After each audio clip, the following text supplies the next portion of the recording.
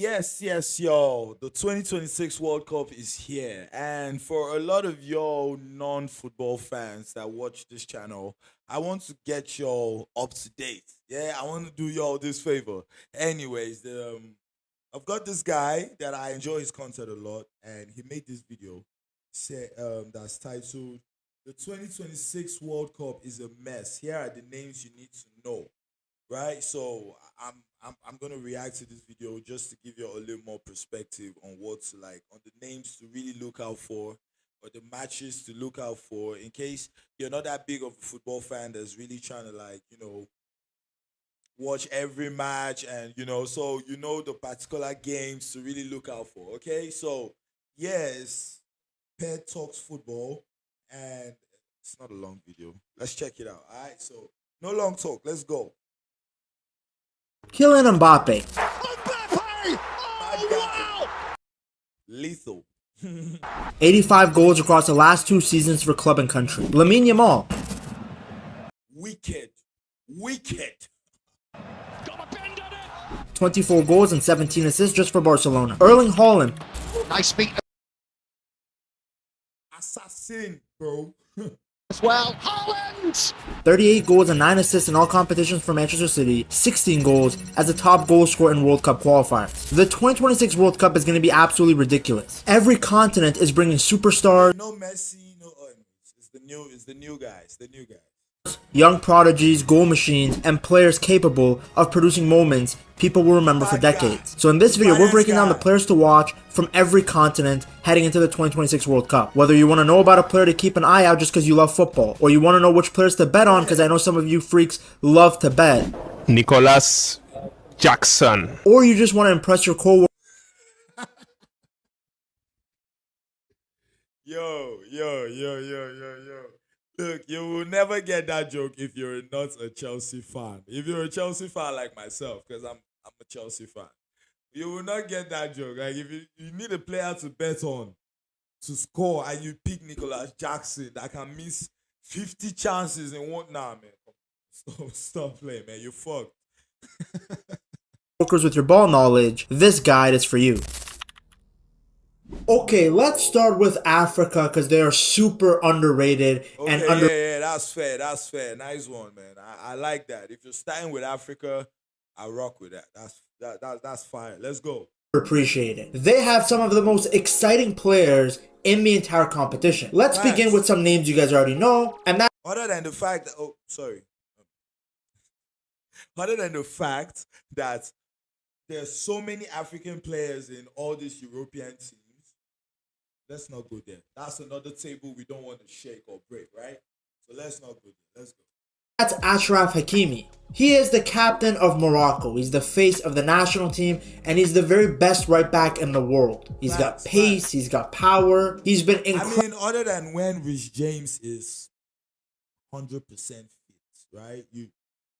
I mean, Trent doesn't really play right back anymore. He's more like an inverted midfielder or like a right wing back. But still, they're all in the same category. Like Hakimi, Reece, Trent. I would rate them all in like the best right backs, and we just them other two guys can't stay fit for shit.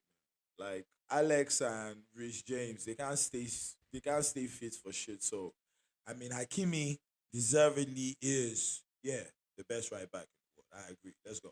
In the past 2 seasons for his club, Paris Saint-Germain. We're talking about a guy that defends at a very elite level, but he's equally as good going forward. That's rare to see in football. Usually fullbacks who are good going forward are liabilities defensively, like Trent Alexander-Arnold. Or sometimes they're good defensively, but they're not great going forward. Jules Koundé at his best was like that. But Hakimi is good on both ends of the pitch. It's also why Morocco relies so heavily on him, because they have a lot of target man strikers, and Hakimi is fantastic at getting down that right hand side and whipping in crosses. So even though he's a fullback, he's a player that you must watch. Then you have his teammate Brahim Diaz. He plays further up the pitch, almost like a second striker, sometimes on the wing, He's very much an attacking midfielder. This guy is wonderful in tight spaces. He's equally good with both feet. So good in 1v1 situations. He could have played for Spain, but he chose to play for Morocco, and I think he made the right decisions because his creativity is so needed for this team. Morocco has a lot of great central midfielders that can connect with him, and they benefit from having a player like Brahim Diaz who can create moments of magic out of nothing. At AFCON, he was fantastic, besides the Panenka. Brahim Diaz to give Morocco the lead.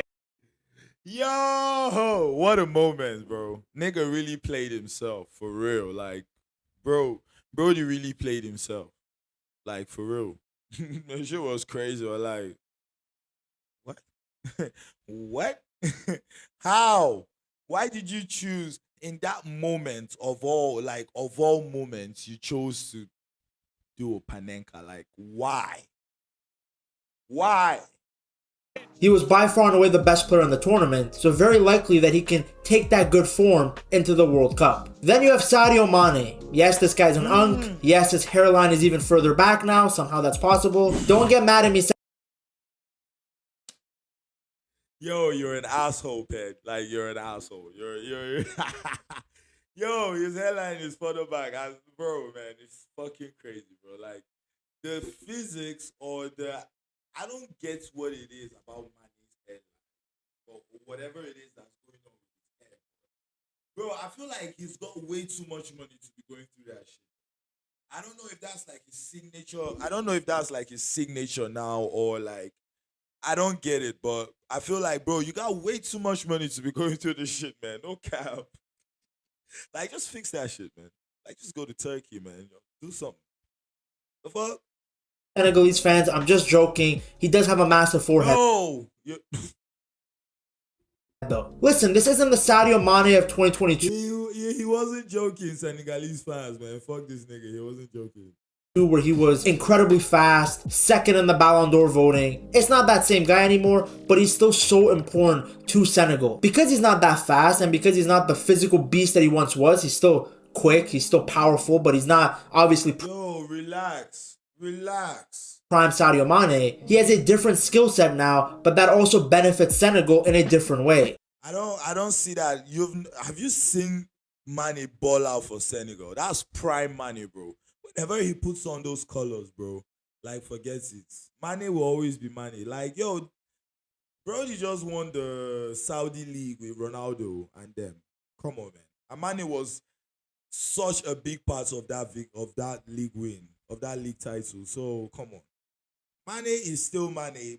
Of course, he's not prime Mane anymore. He's not playing in Europe, you know, and whatever. He's playing in Saudi now. And that's basically why you could say all this stuff that you're saying about him, because Mane will always be Mane, right? Like, it's like Kante. It's like trying to be like, oh, Kante is not... Bro, he's not just at the forefront of things anymore, not in those top conversations, but skill-wise, nah, I don't see Mane falling off, man. I don't see Mane falling off. Let's go. He's more connected with the build-up. He tries to get others more involved, but he can still pop up with a big moment for this team. We saw it in qualifiers. We've seen him score goals for Al Nassr. This might be his last dance, but unlike some other players, he is by no means a liability for his national team. And if you're playing fantasy or you want to bet on players to score, there's a very high likelihood that Sadio Mane will score in these World Cup matches. Then we have Semenyo. Now, Semenyo was a fringe player the last time Ghana were at the World Cup, at the 2022 World Cup in Qatar. Since then, I mean, this guy's had an unbelievable rise. He started this season balling out for Bournemouth, then he signed for Man City in the middle of the season, and he just hit the ground running for them. Listen, this guy's not the smoothest player on the ball, he doesn't play with flair, but he's very efficient and he's a goals and assist machine. Obviously, playing for Ghana is different than playing for Manchester City, but his positioning is so elite in the box that it wouldn't surprise me at all if he continued to get goals for Ghana at the World Cup. Speaking of the Premier League, we have to focus. Shout out Semenyo. Semenyo has had a hell of a season. Yeah, so, yeah, and he should. I feel like Ghana have a good enough team to, like, you know, play. I don't know what to say about African teams going into the World Cup, to be honest, because, bro, I can only really bet on Morocco, no cap, like, at Senegal, yes. Morocco and Senegal. I could have bet on Nigeria, but we're not even in the tournament. So, bro, I mean, and when you looking at what South Africa played, nah, Let's go. On Njai. This guy plays for Everton and he's one of the best dribblers in the world, not just the Premier League. Good. Every time I've watched Everton play, I mean, he's just cooking. In the world, though. In the world is crazy.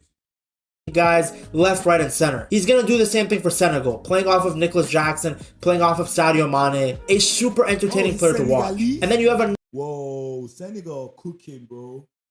Damn. Another great Senegalese player, and that's Ibrahim Mbappe. Now, I saw this guy play for the very first time when he played against Barca in the Champions League back in October. And I couldn't believe that this guy was only 18 years old. He was bullying Koundé left, right, and center with pace, with power. I mean, that's not a hard thing to do. Jules Koundé has not been very good. But I couldn't believe this guy was a teenager. Now, he's not going to be a starter for Senegal, but with Mane being on his last dance, this is one of those young players to keep an eye out for. Because if he comes off the bench, I think he can definitely do some damage in the tournament. And all it takes is one good World Cup run from this guy for other big clubs to come calling in. Because there's a reason he doesn't get enough game time at PSG, and that's because in front of him is Doué, Kvaratskhelia, Bradley Barcola, some of the best wingers in the world. You put this guy in a different environment where he's one of the main guys, you're going to see superstar potential. Then we have Nicholas Jackson. I'm really glazing the Senegalese players here, but they have so many top players. Now, some of you might laugh that I included Nicholas Jackson because this guy's not very clinical. It's kind of a running meme and joke. Bro, now you get it. You remember what I said in the beginning of the video? Like, putting Nicholas Jackson there was just straight up trolling, bro. Because Jackson, nah, man. If you know, you know. That's all I'm gonna say, bro.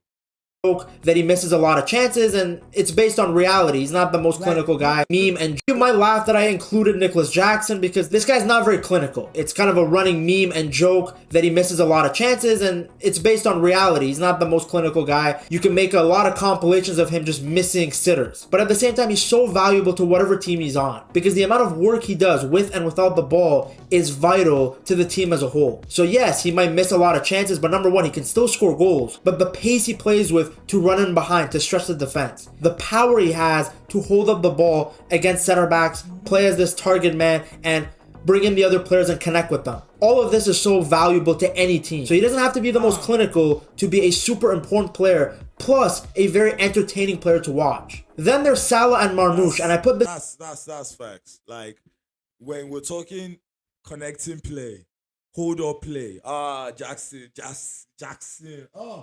If it's bro, like Jackson is good. Like when we're talking like hold up play, link up play, like yo, let's 1-2s, bro. But the finishing, and you're a striker, Brody. Like bro, we don't give a fuck about all this passing and finish. Like, oh, of course we care. Like, come on, we love the fact that you can ball like that. But come on, man. Like the main idea is to finish this. Like, bro. You don't even get it. The type of chances that Jackson is missing, it's not forgivable. Like, let's move on. The two of them together because number one, Salah's not the same guy he used to be. A season ago, he was the best player in the Premier League, won the Golden Boot, had the most assists. He's not the same guy now. I don't believe he's as finished as he looked because I think Slot and Liverpool have kind of made everybody deteriorate a little bit. But obviously, it's not prime Salah anymore. It's another player looking at his last dance, especially on the international stage. But Salah will always be a goals and assist merchant. He will always be a machine when it comes to getting output, even if he's not at his best. Like I said, it wasn't his best season with Liverpool, and he still got 7 goals and 6 assists, while literally beefing with the manager. So if you have this guy in fantasy or you want to bet on him scoring, it's a pretty easy bet to make. Then you have Marmoush, who's another good player. I'm a little confused that it never worked out for him at City, but I guess his skill set wasn't really the best thing for Pep, which again to me is a little bit weird because when he came in during the January transfer window, he was balling out. Partly because of injuries, he didn't really get back into rhythm, but I think his skill set, the things that he does well, it's not necessarily best utilized on a possession team. So with Egypt playing on the counter, playing more direct, I think you can see him have a good World Cup. Or at least he's a good enough player to watch out for, especially when Egypt play. And then lastly, I have Yan Diomande. Now this guy's one of the fastest rising players in world football. This nigga is rising. nigga is rising, yo, man. He's been cooking in the Bundesliga. Very good dribbler. If you look at any sort of dribbling stats or metrics, he's always right at the top with Lamine Yamal and Jeremy Doku. Now, of course, I'm always a little bit hesitant about hyping any skillful winger from the Bundesliga because we saw what happened with Jamie Gins. We saw what happened with Jadon Sancho. But you look at this guy's attempted take-ons and how many are successful, he's a really good player. He's both-footed. He can beat the defender on the left or the right. He can beat defenders with his technique or with raw pace. Liverpool are supposedly after him, and this is one of those players. If he does well with the Ivory Coast, if he has a good tournament, you're going to see way more than just Liverpool coming in to take a piece of him. Nice. Now we move on to Asia, and of course, how can I not start with Son Heung-min? His move to LAFC has gone. That's the goal. Asian, as long as Asian players go, that guy. Pretty much almost perfectly. In his first MLS season, he scored 9 goals and added 3 assists in just 10 league games, while also winning the MLS Goal of the Year for an insane curling free kick against Dallas. Son over the wall. Son has delivered. Even at this stage of his career, Son still looks elite. I mean, after spending a decade at Tottenham, racking up goals, destroying the best teams in the world, I don't think Son can ever fall off, bro. The type of football that this guy plays, the only thing that can ever like really kill his balling is injuries, bro. Like only injuries. Like, bro, Son is just something else, man. I don't even know what else to say. world, he still has all of that Commented the hell out of Chelsea, bro. Son and Kane. Oh my God. Then there was one animal called Dele Ali. Oh my God. Oh, bro, London derbies used to be so much fun, bro. Like, London derbies used to be everything. You see that Dele Ali guy, yeah? Fuck that guy. And Kane. Yo, those guys tormented Chelsea. But at the same time, we tormented them back because I know we denied them a league title one time. Yeah. Let's go. experience with him. Like, yes, he doesn't have the pace that he used to once have in his prime, but his finishing is still elite. He's still incredible at striking the ball with both feet, and his movement and positioning in the box are still at the top level. So there's no doubt in my mind that this guy can still get goals for Korea. He can still pop up in big moments. And if there's somebody that you want to bet on for goal of the tournament, or you want to watch to see if they can come through with a moment of magic, Son is definitely that player. Now we get to Kubo, also known as Japanese Messi. It's because of the way that he dribbles. A low center of gravity, magical left foot, a wonderful creator. What makes Kubo so fun to watch is how quick and sharp he is in tight spaces. Like, he changes direction so fast. He's really good in 1v1 situations, and even in 1v2, 1v3 situations. He always finds a way to find the pocket of space and create something for one of his teammates. He's an excellent passer, really good at crossing the ball, and whether he's playing from the right cutting in or playing more centrally, he's gonna do damage for this Japan team. I mean, anybody that watched him play for Real Sociedad this season could have seen how important he is to the creativity of his team. It's why Real Sociedad were able to win the Copa del Rey. Then we have Moussa Altamari. Now, I first heard about this guy because he scored a wonderful goal in Ligue 1. Now a good switch of play. Oh, what a shot! During the 2025-2026 season with Rennes, he scored 7 goals in just 19 league games, while constantly causing problems with his pace and direct running. What makes this guy so dangerous is his ability to cut in from the right-hand side onto his left foot and just put the ball into the back of the net. He's really good in 1v1 situations, he's got a rocket of a shot, and for Jordan, he's the center of everything. Pretty much all of the attacks go through this guy. What Jordan do is they defend deep, they soak up the pressure, and then they try and quickly counter. And of course, every dangerous attack is going to Altamari. So for fantasy football fans or people looking for a breakout player from a smaller nation, Altamari is a really exciting pick, because this guy's going to have the full freedom on that Jordan team to do whatever he wants. They're going to rely on him to create the moments of magic, to score, to set up other players. So he's a fun player to watch from Asia. Then there's Mehdi. I'm gonna check this. I'm gonna be looking out for him for sure. Taremi. This guy continues to prove why he's one of the most important strikers in Asian football. If you guys remember, he used to play for Porto, then he played for Inter, so he has experience dunking on some of the best teams in Europe. In the Champions League alone for Olympiacos in the 2025-2026 season, he got 2 goals and added another 2 assists. What makes Taremi so valuable is his intelligence and strength as a center forward. He's a big guy, so he can hold off defenders, he wins a lot of aerial battles, but he can also play well with his feet. He can create for other players, he can make things happen in tight areas in the box. He's not just somebody who sits in the box and waits for crosses, he's not a crossing merchant. He has a great sense of positioning, and of course for Iran, Taremi is the main focal point of the entire attack. Iran are going to build up the play, but they're always looking for Mehdi Taremi. They're looking to get him on the ball somewhere in and around the box so that he can convert those chances into goals. His experience, physicality, and finishing ability make him by far and away Iran's biggest goal threat at the World Cup. Again, for people that like to bet or play football fantasy, he's a really good choice as a cheap striker for a very underrated nation that is Iran. Then we have Abdulkadir Husanov. Now he's not an attacker, but that doesn't make him any less entertaining. You're gonna want to watch Uzbekistan games just for this guy. He's fast, aggressive, and loves to crunch players. He's also excellent on the ball. If you guys have caught any Manchester City games, you will see that his long passing is super underappreciated. Like by now people know about his speed and they know about his aggression and his love for a good tackle, but I don't think enough people talk about how good he actually is with the ball at his feet. At 22 years old, he will be the leader of his country, and he was such a beast for Manchester City that I expect him to carry that form into the World Cup. Then there's a couple of other Japanese players I didn't mention. The first one is Ritsu Doan. This guy was huge for Japan at the last World Cup, scoring some very crucial goals for them. That Kusarov guy for Man City was crazy this season, though. I can't lie, bro. Like, I don't even know where Pep be getting these guys from. Like, bro, like Pep Guardiola is, bro. I'm glad you're out of the Premier League, bro. You're an annoying old man, bro. Like, you just, bro, you can't be escaped. Like the ghost of, oh, Guardiola. Shout out, man. You're a phenomenal manager. No cap. He plays with so much energy that not only is it fun to watch, but he creates major headaches for the opposition. Even some of the best teams in the world don't always have an answer for a dude who runs so fearlessly at goal. And then there's Ueda. The Japanese striker was killing it for Feyenoord. He had 18 goals in 23 matches. Again, for fantasy or betting, he's an underrated pickup. Because Japan, for years, were looking for an elite number 9. Somebody that could convert the chances they make into actual goals. And they might have just found one. Okay. Now we get to the Now we're getting serious. Now we're getting real. We're getting to where it's football.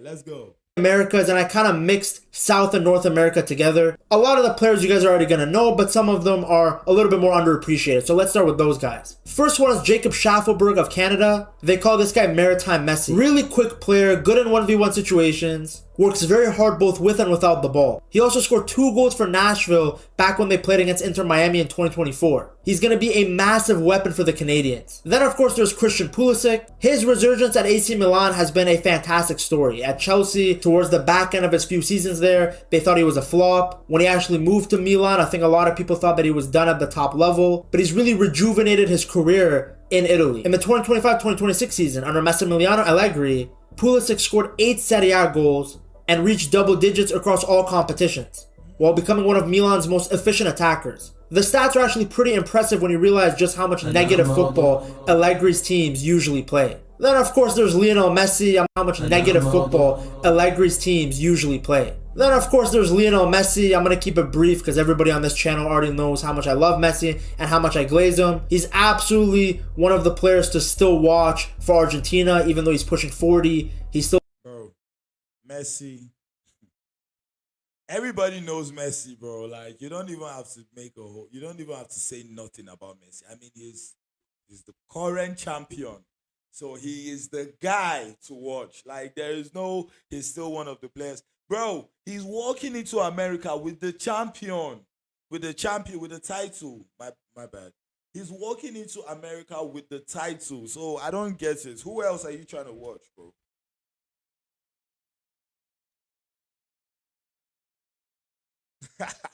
Nobody, bro. Who else are you trying to watch, bro? It's Messi or Mbappe. Because Mbappe is the one guy we know would do anything to take away that World Cup from Messi. It's been proven that he would do anything. He will pull a World Cup hat-trick out of thin air to take that World Cup away from Messi, bro. You know what it is. So, bro, if it's not Messi, it's Mbappe. I mean, Ronaldo is just because of the long-term rivalry with Messi. Ronaldo is because of Messi. the reason why people feel like you gotta watch Ronaldo for this World Cup is because Messi won the last one. Facts.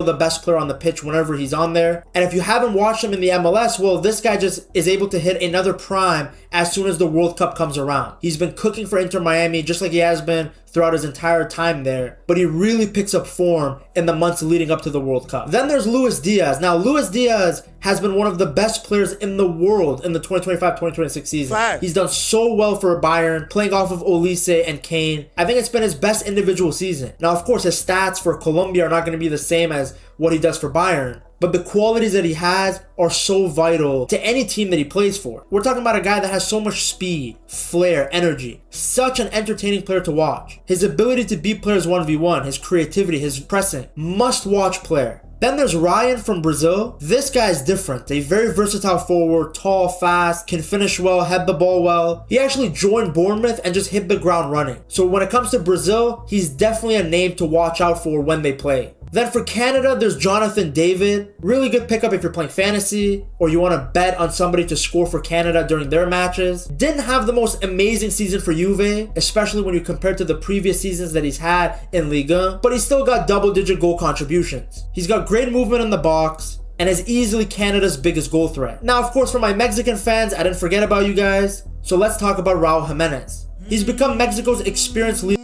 The guy, he scored yesterday. Bad guy, I'm telling you. Again, even at this stage of his career, he still knows how to score goals and deliver in massive moments. And if this guy gets a penalty, I mean, you can bet your house on it that he's going to score.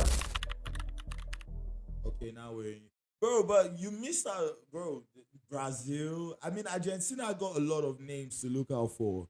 There's Brazil, Argentina, there's Baku. Come on, man. There's a lot of people you missed out on, bro. But it's your video. Do what you like.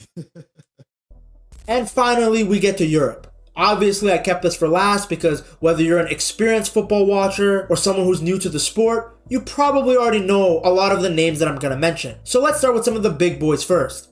Kylian Mbappe. No matter what you think of this guy and his dictator memes and what he's done at Real Madrid, individually, he's played unreal in the past 2 seasons. He's one of the biggest superstars heading into the World Cup, which is his favorite competition. I have to remind you guys that he's only lost 1 game in the tournament, and that was the final against Argentina. He's had another amazing season from an individual perspective. We're going to ignore the fact that his team went trophyless, that he beefed with his manager, but again, he's been putting the ball in the back of the net, and that's his job. That's his job.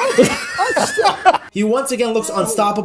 Bro, he doesn't get realer than that. That is his only job. Like, his job is to put the ball at the back of the net. That's all, bro. And he does that excellently. Golden Boots, 2 seasons back to back. Come on, man. And you say this is a flop? Nah, you're playing. Going into the tournament. A tournament, by the way, that he already has a history of dominating. His pace, finishing, and ability to take over in big games makes him once again one of the favorites for the Golden Boot. Him playing off of Olise, Cherki, Doué. There's no doubt in my mind that this guy is going to put himself even higher on the all-time top goal scorers for the World Cup. And then we get to Ousmane Dembele, the reigning Ballon d'Or winner. Bro, France. Hey, France. France are cooking. Hey, God. And frankly, I can talk about the whole French team. They're all so good. Dembele once again is having a wonderful season. Luis Enrique has been resting him a lot, but that's made him far more efficient. He basically rests for 6 months of the year and then shows up in the business end of the competition. Facts, bro. Like, we don't give a fuck. That is business. That's how business works. Bro, look, man. PSG, whatever you're... Look, Luis Enrique and PSG, you all are the goats of it. Bro, however you can manage... That's how... We brought Maresca was managing Estaval. We thought, oh, we're like, yo, play this guy. Yo, new coaches came, played the guy recklessly, injury upon injury upon it. Bro, that is how you manage your valuable assets, bro. However you can.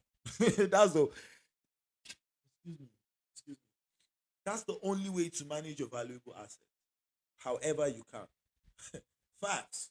Wherever it is, whether it's in Liga, whether it's in the Champions League. He's excellent with both feet, super skillful on the ball, and now his positioning and movement in the box have also tremendously improved ever since Luis Enrique moved him to this false 9 role where he rotates with the other players. his unpredictability, dribbling, and explosiveness just make him a nightmare for defenders. And then there's Olise, like I told you guys, I'm going to do the whole French team. He's coming into the World Cup after a breakout season with Bayern. Like, he was good in the 2024-2025 season, but in the 2025-2026 season, everybody now knows about him. He was so good in the Champions League, especially in that first leg against PSG. The second leg, he was a little bit iffy. Then he dunked his French nuts all over Real Madrid. He's not thinking about that, he's thinking about it now. So a lot more people are paying attention to him now. Plus, he was the best player in the Bundesliga. What makes Olise so dangerous is how unpredictable he is on the ball. Yes, he loves to come in on his left foot, but you never know which direction he's going.